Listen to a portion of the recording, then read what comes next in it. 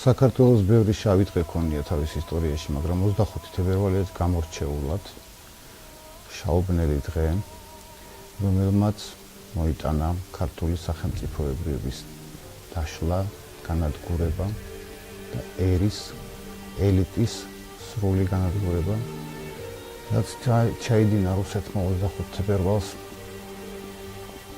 ბევრი ერის მიმართ ჩაუდენია, ასეთი მაგვარი და ასეთი დამპყრობელი და ოკუპანტი საქართველოს ისტორიას არ ახსოვს. ეს არის ისეთი დღე, რომელიც აუცილებლად უნდა გვახსოვდეს ყველას. ეს არის ის დღე, რომელიც სამწუხაროდ გახდა მთელი საუკუნის მანძილზე ერის დეგრადაციის და გადაშენების მექანიზმი ჩართული. ამიტომ მე ამ დღეს აუცილებლად ვწავალ ჩემს პატივს მივაგებინ დაღუპულ გმირებს, ვინც იმ დღეს შეეწირა საქართველოს.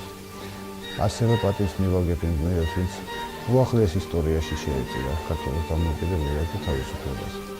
ყველას მოგიწოდებთ, გვახსოვდეს ეს დღე და აღარ დაუშვათ, რომ ამ ოკუპანტმა გააგრძელოს საქართველოს ბატონობა.